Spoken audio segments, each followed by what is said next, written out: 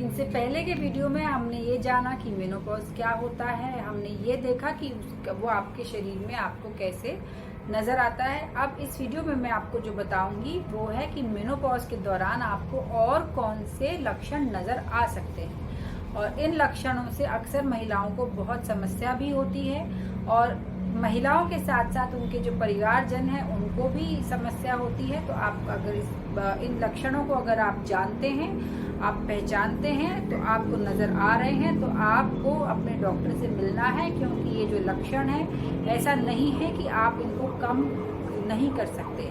अगर आपको इनसे डिस्टरबेंस ज़्यादा महसूस हो रहा है तो ज़रूर अपने डॉक्टर से मिलिए, क्योंकि इनका निवारण पॉसिबल है।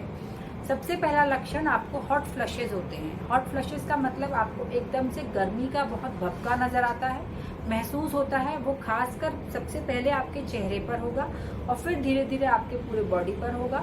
बहुत क्षणिक होता है, वो 1-2 मिनट के लिए होता है, और फिर उसके बाद आपको बहुत पसीना पसीना आ जाता है। इससे महिलाओं को नींद में समस्या आने लगती है। अगर आपको ये इस हॉट फ्लशेज से बहुत ज़्यादा समस्या महसूस होती है तो इसको नज़रअंदाज ना करें, अपने डॉक्टर से मिलिए। इसका इलाज संभव है, इसको कम किया जा सकता है।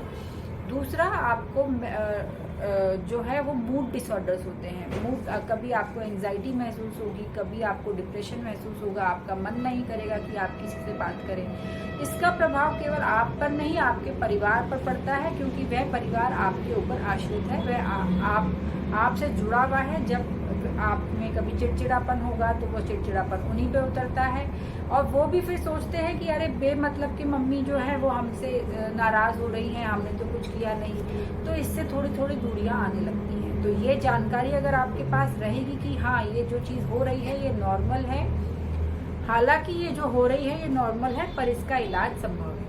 तो जब अगर आपको मूड डिसऑर्डर्स आपको या आपके परिवार वालों को ज़्यादा परेशान कर रहे हैं तो अपने नज़दीकी डॉक्टर से ज़रूर मिलें, इसका भी निवारण पॉसिबल है। तीसरा जो सिम्टम है, आपको नींद नहीं आती है, आपको इंसोम्निया होता है, या फिर आपकी आंख जल्दी खुलने लगती है। इसकी वजह से आप दिन भर भी इरिटेटेड महसूस कर सकती हैं। तो यह भी एक सिम्टम है मेनोपॉज का। अगर इससे आप ज़्यादा परेशान हैं तो आप अपने डॉक्टर से ज़रूर मिलिए, इसका भी निवारण पॉसिबल है।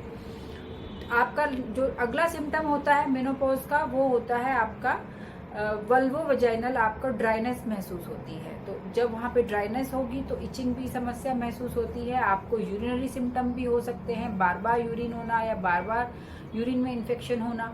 तो उसके लिए भी आप डॉक्टर से संपर्क करिए, उसका भी इलाज पॉसिबल है। तो ये कुछ इंपॉर्टेंट सिम्टम मैं आपको मेनोपॉज के बता रही थी। और जब आपको मेनोपॉज सेट होता है, जब आपके पीरियड बंद होने के नज़दीक आते हैं, उस समय आप ज़रूर एक डॉक्टर की विजिट करिए, अपने ब्लड टेस्ट कराइए, क्योंकि वो बेस लाइन, उसके बाद आपको मेनोपॉज होने के बाद आपको हार्ट डिसीज़ होने की जो संभावनाएं हैं, जिससे हम बचे हुए थे हमारे हार्मोन्स की वजह से, अब वो हार्मोन्स ख़त्म हो गए हैं। तो जितना आप जो मेल्स होते हैं, पुरुषों में जितना हार्ट डिसीज़ पूरे टाइम में होती है, तो महिलाओं में उतने ही लक्षण फिर वो मेनोपॉज होने के बाद उत्पत्ति उनकी होती है। तो आप एक बेस लाइन टेस्ट ज़रूर कराइए, ताकि ज़रूरत पड़ने पर कंपेयर किया जा सके कि जो ये बदलाव आ रहे हैं ये आपके पहले से हैं या आपके नए बदलाव आने शुरू हुए हैं, ताकि आपका इलाज जो है वो सही समय पे शुरू किया जा सके और इसके दुष्परिणाम आपके शरीर पे कम से कम